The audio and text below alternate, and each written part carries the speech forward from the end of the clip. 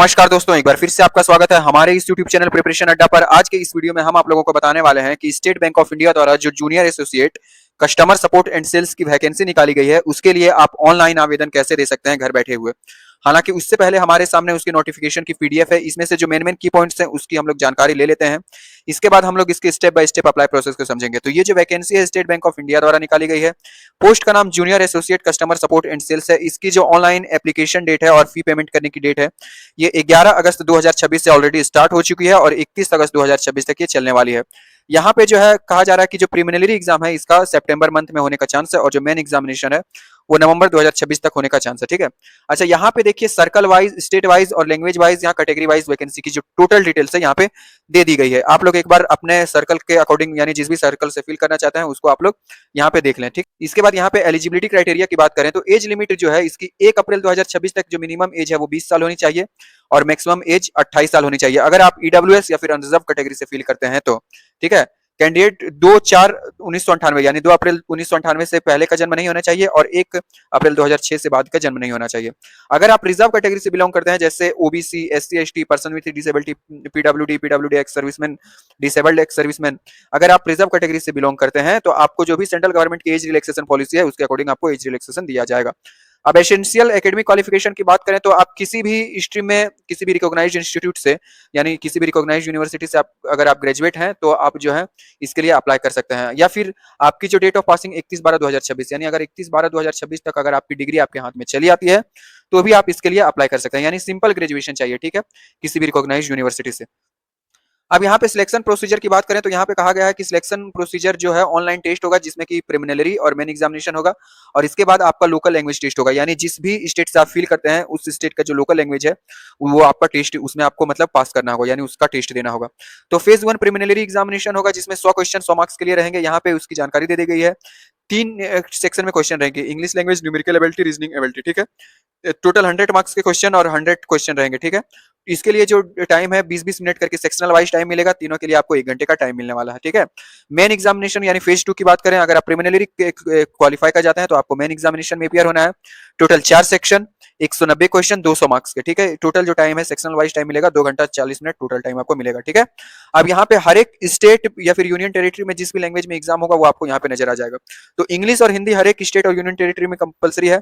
अब तीसरी जो लैंग्वेज है उस स्टेट की जो लोकल लैंग्वेज है वो आपको नजर आ जाएगी। जैसे कि यहाँ पे वेस्ट बंगाल है तो यहाँ पे इंग्लिश, हिंदी और लोकल लैंग्वेज बांग्ला। उत्तर प्रदेश से इंग्लिश, हिंदी और उर्दू। ठीक है, त्रिपुरा है इंग्लिश, हिंदी और बंगाली। ठीक है, इस लैंग्वेज में। ठीक है, अच्छा फेज 3 की यहाँ पे बात करें तो फेज 3 में जो लोकल लैंग्वेज टेस्ट होगा उसमें आपको जो है 2 तरीके का होगा। सबसे पहले नॉन वर्बल टाइप होगा जिसमें ऑब्जेक्टिव और सब्जेक्टिव रहेंगे। ऑब्जेक्टिव के 3 पैसेज रहेंगे, 15 क्वेश्चन 15 मार्क्स। सब्जेक्टिव के 3 पैसेज, 15 क्वेश्चन 15 मार्क्स। ठीक है, वर्बल टेस्ट यानी आपको बोलकर मतलब बताना होगा, मतलब कम्युनिकेट करके बताना होगा। ठीक है, अच्छा इसकी एक ये जो है कि अगर जो जिस भी स्टेट से फील करते हैं उस स्टेट की लोकल लैंग्वेज अगर आपने 10th या फिर 12th स्टैंडर्ड में पढ़ी है तो आपको जो लोकल प्रोफिशिएंसी टेस्ट यानी लोकल लैंग्वेज जो टेस्ट है वो आपको नहीं देना पड़ेगा।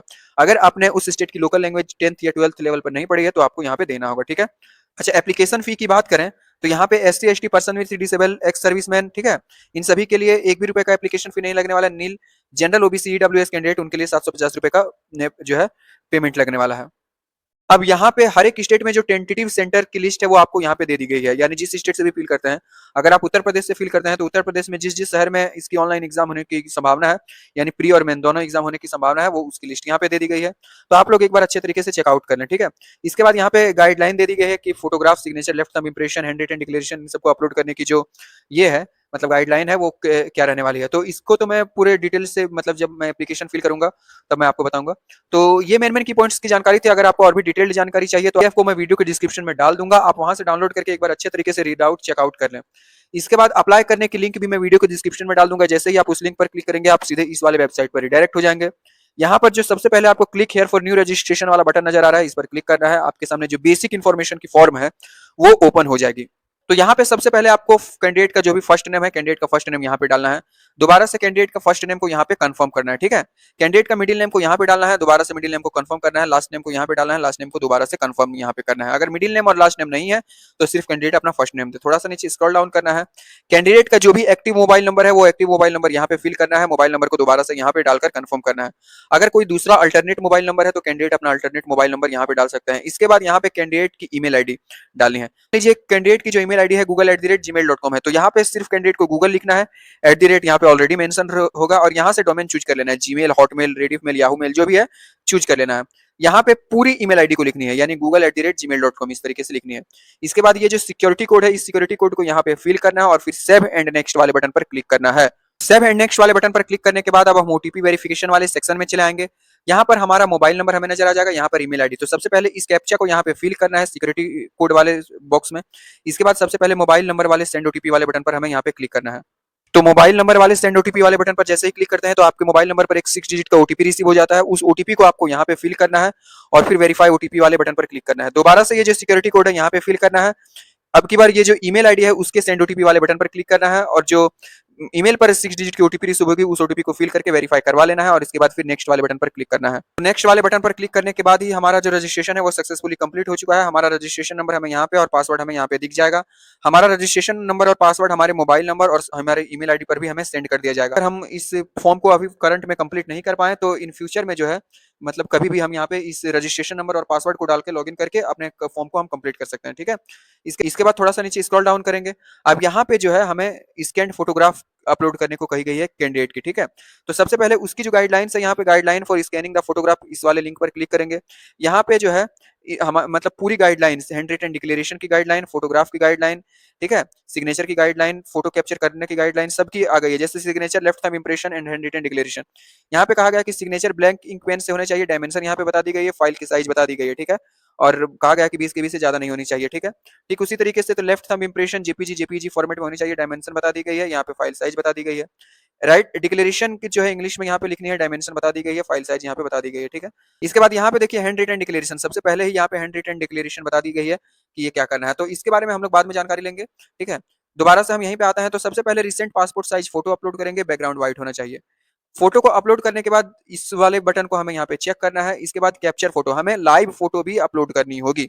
तो लाइव फोटो अपलोड करने के लिए अगर हमारे पे डेस्कटॉप या फिर लैपटॉप में वेब कैम है तो यहाँ पे कैप्चर फोटो वाले बटन पर क्लिक करेंगे और वेब कैम से डायरेक्ट हम अपने फोटो को क्लिक कर लेंगे, यानी लाइव फोटो अपलोड कर देंगे। अदरवाइज नहीं है तो यहाँ पे जो ये क्यूआर कोड स्कैनर दिख रहा है इसको हम लोग ऑन करेंगे। इसके बाद मोबाइल के किसी भी क्यूआर कोड स्कैनर से इसको स्कैन करके एक हमारे सामने लिंक जनरेट होगी, लिंक को किसी भी ब्राउजर में पेस्ट करेंगे, वहां से जो है हम अपना लाइव फोटो अपलोड करेंगे। लाइव फोटो हमारे यहाँ पे दिख जाएगी।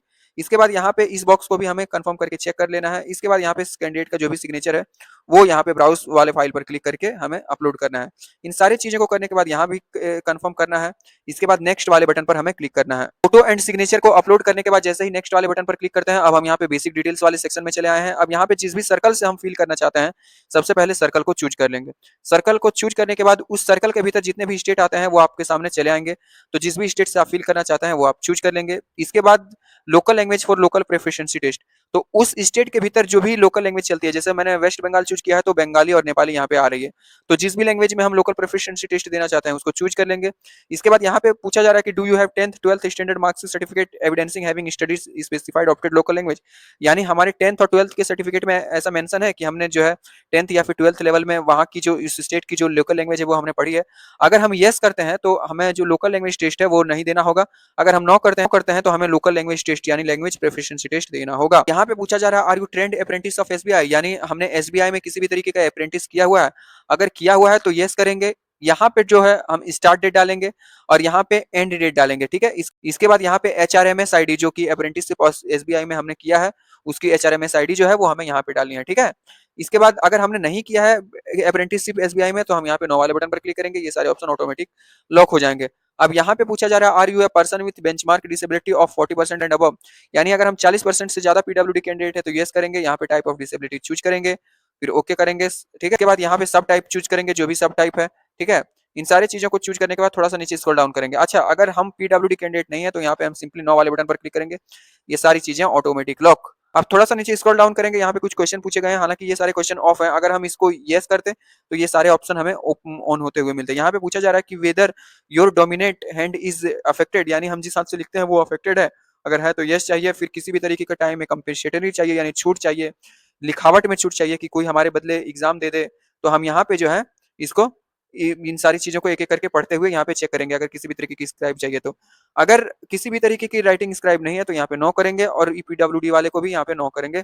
नीचे इसके बाद थोड़ा सा नीचे स्क्रॉल डाउन करेंगे, यहाँ पे पूछा जा रहा है are you a person with specified disability covered under the definition of section 2S of the RPDW act 2016 but not covered under the definition of section 2R of the RPTW Act 2016, that is person having less than 40% disability and having difficulty in writing। यानी यहाँ पे कहा जा रहा है कि अगर आप कोई ऐसे कैंडिडेट है जो कि 40% से कम डिसेबल है लेकिन फिर भी लिखने में परेशानी है, तो आप यहाँ पे यस करेंगे। अब यहाँ पे पूछा जाएगा, अगर आप यहाँ पे जैसे ही यस करते हैं यहाँ पे पूछा जाएगा टाइम में किसी भी तरीके की कॉम्पेंसेटरी चाहिए तो यस करना है, अदरवाइज आपको यहाँ पे नो करना है।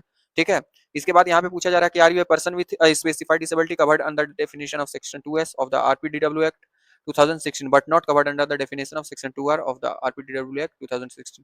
तो अगर 40% से कम डिसेबल है और किसी भी तरीके की स्क्राइब सर्विस चाहिए तो यहाँ पे यस करेंगे। इसके बाद यहाँ पे कहा जा रहा है इन दोनों को हमें यस करना होगा कि हम सर्टिफाइड करते हैं कि मतलब एग्जाम के दौरान या फिर डॉक्यूमेंट वेरिफिकेशन के ड्यूरिंग अगर हमसे जो स्क्राइब सर्टिफिकेट मांगा जाता है हम उसको जमा करेंगे। और यहाँ पे पूछा जा रहा है कि क्वालिफिकेशन सर्टिफिकेट मांगा जाता है तो हम उसको जमा करेंगे। ठीक है, तो इन दोनों जो बॉक्स है इन दोनों बॉक्स को आपको चेक कर देना है। इसके बाद यहाँ पे पूछा जा रहा है कि do you belong to religious minority community, यानी अगर जो है आप रिलीजियस माइनॉरिटी कम्युनिटी यानी अगर कोई कैंडिडेट है रिलीजियस माइनॉरिटी कम्युनिटी से बिलोंग करता है तो यस करना है, और अदरवाइज यहाँ पे नो पर क्लिक करना है। यहाँ पे नेशनलिटी ऑलरेडी इंडियन चूज रहेगी। अब यहाँ पे पूछा जा रहा है are you seeking age relaxation under widow divorce women judicially separated from their husband, यानी अगर आप विधवा हैं या फिर डाइवोर्सी वुमेन है या फिर जुडिशली सेपरेटेड वुमेन है, अगर आपको एज रिलैक्सेशन चाहिए तो यहाँ पे यस करिए, अदरवाइज आपको नो पर क्लिक कर किए हुए रहना है। ठीक है, थोड़ा सा नीचे स्क्रॉल डाउन, यहाँ पे पूछा जा रहा है are you an ex serviceman, अगर आप एक्स सर्विसमैन है यानी कैंडिडेट कोई एक्स सर्विसमैन है तो यस करना है।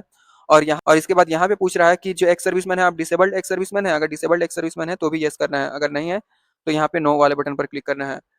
इसके बाद यहाँ पे period of service in month, यहाँ पे हम टोटल पीरियड ऑफ सर्विस दे देंगे कि हमने एज ए एक्स सर्विस के तौर पर कितने महीनों की सेवा दी है, यानी अगर आपने 5 साल की सेवा दी है तो आपको यहाँ पे 60 मंथ लिखना है। ठीक है, इसके बाद यहाँ पे पूछा जा रहा है have you joined a government job on the civil side after availing the benefit of given ex serviceman, यानी एक्स सर्विसमैन को जो है बेनिफिट देने के बाद आपने कभी गवर्नमेंट ज्वाइन किया है, गवर्नमेंट सेक्टर ज्वाइन किया है, गवर्नमेंट नौकरी ज्वाइन की है, अगर की है तो यहाँ पे यस करना है, अदरवाइज आपको नो वाले बटन पर क्लिक करना है। ठीक है, अब थोड़ा सा नीचे स्क्रॉल डाउन करेंगे, यहाँ पे पूछा जा रहा है are you already working in SBI in the clerical cadre, अगर कर रहे हैं तो यहाँ पे यस करिए, अदरवाइज आपको यहाँ पे नो वाले बटन पर क्लिक करना है। इसके बाद यहाँ पे पूछा जा रहा है have you earlier employed in State Bank of India and resigned from the bank while clerical cadre, यानी इससे पहले भी एसबीआई में आप काम करते थे और कलर्शियल कैडर को आपने रिजाइन दिया, अगर दिया है तो यस करना है, अदरवाइज यहाँ पे आपको नो वाले बटन पर क्लिक करना। अब यहाँ पे जो है सबसे पहले प्रिलिमिनरी एग्जामिनेशन की हम सेंटर चूज करेंगे, तो 2 प्रिलिमिनरी एग्जामिनेशन की सेंटर चूज कर सकते हैं और 2 मेन एग्जामिनेशन के सेंटर चूज कर सकते हैं।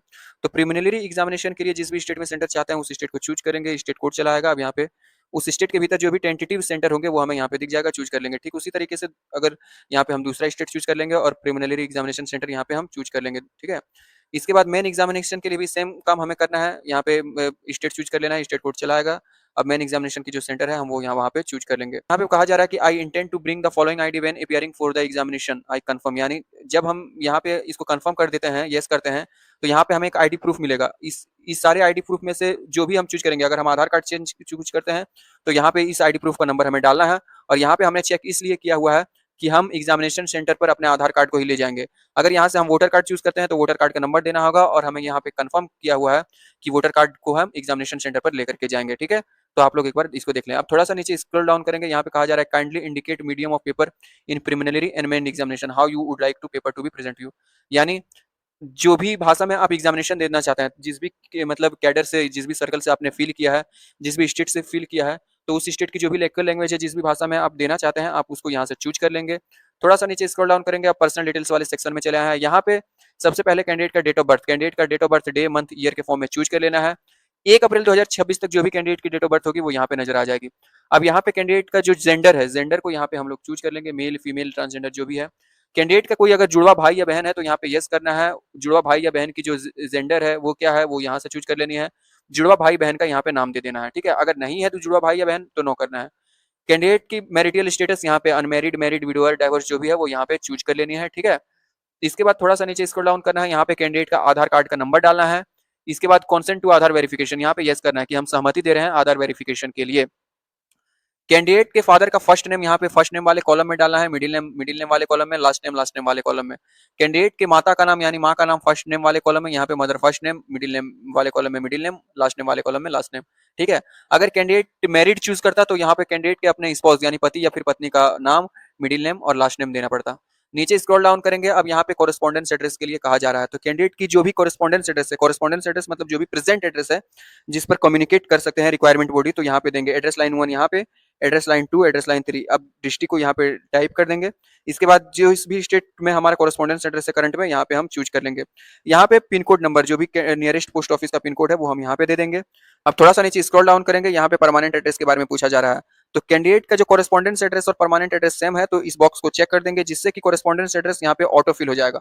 अगर दोनों अलग अलग हैं तो इसको अनचेक ही रहने देंगे और यहाँ पे परमानेंट एड्रेस को मैनुअली हम फिल करेंगे। डाउन करेंगे तो यहाँ पे कैंडिडेट का जो एप्लीकेशन फी लगने वाला है वो यहाँ पे नजर आ जाएगा कि एप्लीकेशन फी या फिर इंटीमेशन चार्ज। तो क्योंकि हमने रिजर्व कैटेगरी से फिल किया हुआ है, एससी कैटेगरी से फिल किया हुआ है, तो हमारी एप्लीकेशन फी हमें यहाँ पे नील लगने वाली है। अगर हम अनरिजर्व, ओबीसी या फिर ईडब्ल्यूएस कैटेगरी से फिल करते तो यहाँ पे 750 रुपए का हमें एप्लीकेशन फी लगता। इन सारी चीजों को करने के बाद यहाँ पे वैलिडेट योर डिटेल्स वाले बटन पर क्लिक करेंगे, इसके बाद ओके करेंगे। कोई भी कॉलम अगर हमने फिल नहीं की हुई रहेगी तो यहाँ पे हमें एरर नजर आ जाएगा कि हमने किसी पार्टिकुलर कॉलम को जो है मतलब डेटा को यहाँ पे फिल नहीं किया। इन सारी चीजों को करने के बाद 7 नेक्स्ट वाले बटन पर क्लिक करना है। अब हम यहाँ पे एजुकेशनल डिटेल्स वाले सेक्शन में चले आए हैं, तो इसके लिए जो एसेंशियल क्वालिफिकेशन है, ग्रेजुएशन या फिर उसके इक्विवेलेंट, उसको हम यहाँ से चूज कर लेंगे। हम एपीआर्ड हैं या फिर पास हो चुके हैं, जो भी है यहाँ पे चूज कर लेंगे। इसके बाद जो भी डिग्री का नाम है, arts, commerce, science, agriculture, management जो भी है वो हम यहाँ से चूज कर लेंगे। अगर कोई अदर है तो अदर चूज करके अदर का नाम, कॉलेज या फिर यूनिवर्सिटी का नाम हमें यहाँ पे डालना है। डेट ऑफ पासिंग, यहाँ पे जिस भी डेट को हमें डिग्री रिसीव हो गई है मतलब पासिंग डेट जो है हम यहाँ पे डालेंगे। परसेंटेज ऑफ मार्क्स हम यहाँ पे डालेंगे। इसके बाद क्लास या फिर ग्रेड यहाँ पे हम चूज कर लेंगे, ठीक है। अब अगर इंटीग्रेटेड डुअल डिग्री यानी न्यू एजुकेशनल पॉलिसी के अकॉर्डिंग अगर हमने इंटीग्रेटेड डुअल डिग्री की हुई है तो हम यहाँ पे चूज करेंगे, यानी दोनों में से कोई एक ये करना है, ठीक है। अगर नहीं की हुई है तो नहीं चूज करेंगे। ये 2020 के बाद जो न्यू एजुकेशनल पॉलिसी अप्लाई हुई है उसके अकॉर्डिंग है। नीचे स्क्रॉल डाउन करेंगे, अब यहाँ पे वर्क एक्सपीरियंस की जानकारी देंगे। तो यहाँ पे वर्क एक्सपीरियंस की जानकारी देने के लिए अगर हम करंट में काम कर रहे हैं तो यहाँ पे यस करेंगे, जिससे कि जो 2 वाला कॉलम है ये लॉक हो जाएगा। हमें सिर्फ फ्रॉम यानी जब से हम काम कर रहे हैं उसकी जानकारी देनी है, ठीक है। यहाँ पे एम्प्लॉयर का पूरा नाम देना है। इसके बाद जो डेजिनेशन है हमारी, उस डेजिनेशन को देना है। जिस भी डेट से हम कर रहे हैं काम उस डेट को यहाँ पे डालना है, ठीक है। और आज तक की डेट, अगर हमने यहाँ पे प्रेजेंटली वर्किंग चूज किया है तो आज तक की डेट यहाँ पे ऑटोमेटिक लॉक हो जाएगी, ठीक है। नेचर ऑफ ड्यूटी यहाँ पे डालनी है। इसके बाद रीजन ऑफ लिविंग तो अभी हमने छोड़ा नहीं है तो रीजन ऑफ लिविंग लॉक रहेगी, ठीक है। यहाँ पे एक्सपीरियंस ऑटोमेटिक काउंट हो जाएगी और टोटल एक्सपीरियंस इन मंथ भी यहाँ पे टोटल ऑटोमेटिक काउंट हो जाएगी। अगर हम करंट में काम नहीं कर रहे हैं तो नो करेंगे और प्रीवियस वर्क की हम यहाँ पे जानकारी देंगे। एड मोर, अब यहाँ पे पूछा जा रहा है कि SC, ST, OBC, ex serviceman, disable ex serviceman, ठीक है, पर्सन विद डिसेबल कैंडिडेट के लिए प्री एग्जामिनेशन ट्रेनिंग की व्यवस्था की गई है। तो अगर हम लेना चाहते हैं प्री एग्जामिनेशन ट्रेनिंग तो यस करेंगे। जिस स्टेट में लेना चाहते हैं वो चूज करेंगे, स्टेट कोड यहाँ पे और सेंटर फिर यहाँ पे चूज कर लेंगे। अगर प्री एग्जामिनेशन ट्रेनिंग नहीं लेना चाहते हैं तो यहाँ पे नो वाले बटन पर सिंपली हम क्लिक करेंगे। अब थोड़ा सा नीचे स्क्रॉल डाउन करेंगे, लैंग्वेज नॉन वाले सेक्शन में हम यहाँ पे चले आए हैं। तो हमने जिस स्टेट से फिल किया था, जैसे वेस्ट बंगाल से फिल किया था, तो उसकी जो लोकल लैंग्वेज है बंगाली यहाँ पे ऑटोमेटिक चली आई है। बंगाली को रीड, राइट और स्पीक ये तीनों करनी आनी चाहिए। अब उसको छोड़कर 3 और एक्स्ट्रा कॉलम है। अगर हम 3 एक्स्ट्रा और कोई लैंग्वेज जानते हैं, अगर आप सपोज करिए कि अगर आप हिंदी जानते हैं तो हिंदी यहाँ पे टाइप कर देंगे। हिंदी को आप स्पीक करना जानते हैं और रीड करना जानते हैं, राइट करना नहीं जानते हैं तो इसको ऑफ रहने देंगे। अब कोई और भी लैंग्वेज जानते हैं तो आप यहाँ पे डाल सकते हैं, हालांकि सिर्फ एक लैंग्वेज उस स्टेट की जो लोकल लैंग्वेज है वो मैंडेटरी है। इन सारी चीजों को करने के बाद वैलिडेट पर बटन क्लिक करके यहाँ पे वेरीफाई कर देना है और फिर 7 नेक्स्ट वाले बटन पर क्लिक करना है। तो 7 नेक्स्ट वाले बटन पर क्लिक करने के बाद हमारी जो रजिस्ट्रेशन की प्रीव्यू है वो हमें नजर आ जाएगी। हम एक बार ऊपर नीचे स्क्रॉल डाउन करके पूरे रजिस्ट्रेशन को जो भी हमने फिल किया है डिटेल्स, वो सारी डिटेल्स देख लेंगे। इसके बाद यहाँ पे आई एग्री को चेक करना है और इसके बाद यहाँ पे पूछा जा रहा है कि I confirm that my name as filled by me application form exactly match with my ID proof, यानी जो नाम हमने दिया है वो हमारे आईडी प्रूफ के अकॉर्डिंग यहाँ पे मैच कर रही है। और अगर आईडी प्रूफ और एप्लीकेशन का नाम मैच नहीं कर रहा है तो ये वाला ऑप्शन चूज करना है, ठीक है। और अगर सेम मैच कर रहा है तो ये वाले ऑप्शन को चूज करना है, जिससे कि ये वाली लॉक हो जाएगी। अब यहाँ पे कंप्लीट रजिस्ट्रेशन वाले बटन पर क्लिक करना है और फिर ओके वाले बटन पर क्लिक करना है। दोबारा से फाइनल कंफर्मेशन वाले बटन पर क्लिक करना है। अब हम यहाँ पे डॉक्यूमेंट अपलोड वाले सेक्शन में चले आए हैं। तो सबसे पहले यहाँ पे हमें लेफ्ट थंब इंप्रेशन जो है वो अपलोड करनी है, ठीक है। जैसे कि मैंने उसकी साइज पहले ही बता दी थी कि सिग्नेचर और लेफ्ट थंब इंप्रेशन की जो साइज है वो 10 से 20 केबी के बीच है और इसकी जो डायमेंशन है 140 बाय 60 होनी चाहिए, ठीक है। और इसके बाद यहाँ पे हमें कैंडिडेट की जो हैंड रिटन डिक्लेरेशन है वो यहाँ पे अपलोड करनी होगी। तो हैंड रिटन डिक्लेरेशन के बारे में जैसा कि मैंने पहले कहा था, आपको देखिए पीडीएफ में यहाँ पे ये मिल जाती है। ये आप जो देख पा रहे हैं, ठीक है, ये यहाँ पे आई के बाद जो स्पेस लिखा है, यहाँ पे फॉर्म फिल करने वाले कैंडिडेट का पूरा नाम लिखना है और इसके बाद यहाँ पे ये वाला जो स्पेस है डेट ऑफ बर्थ कैंडिडेट की लिखनी है, ठीक है। यानी पूरी चीज सेम कॉपी कर देनी है, बस जो स्पेस है जिस कैंडिडेट का फिल कर रहे हैं उस कैंडिडेट का नाम और ये स्पेस में जिस कैंडिडेट का फिल कर रहे हैं उसका डेट ऑफ बर्थ, ठीक है, उसका नाम और डेट ऑफ बर्थ, ठीक है। इसके बाद जो है इसको स्कैन करके इसको जेपीजी फाइल में कन्वर्ट करके इसको जो है हमें यहाँ पे मतलब हैंड रिटन डिक्लेरेशन वाले मतलब सेक्शन में यहाँ पे हमें अपलोड कर देना है। अपलोड करने के बाद ये जो कैप्चा नजर आ रहा है, ये जो सिक्योरिटी नजर आ रहा है, वो यहाँ पे हम टाइप करके सेव एंड नेक्स्ट वाले बटन पर क्लिक करेंगे। हमारी जो एप्लीकेशन फिलिंग है वो सक्सेसफुली कंप्लीट हो चुकी है। यहाँ पे हमारी एप्लीकेशन नजर आ जाती है। अब यहाँ पे प्रिंट एप्लीकेशन वाले लिंक पर क्लिक करके हम अपने एप्लीकेशन को पीडीएफ फॉर्मेट में यहाँ पे सेव करके रख लेंगे फ्यूचर रेफरेंस के लिए, ताकि अगर हमारी डॉक्यूमेंट वेरिफिकेशन होती है तो डॉक्यूमेंट वेरिफिकेशन के टाइम हम इसको जो है प्रोड्यूस कर सकें। तो आशा करता हूं कि आपको हमारे द्वारा दी गई जानकारी पसंद आई। अगर आपको हमारे द्वारा दी गई जानकारी पसंद आई है तो हमारे चैनल प्रिपरेशन अड्डा को लाइक और सब्सक्राइब करना ना भूलें। साथ ही बेल आइकन को दबाना ना भूलें, ताकि आने वाली जितनी भी लेटेस्ट जॉब की जानकारी है वो आप सभी लोगों को सक्सेसफुली मिलती रहे। धन्यवाद।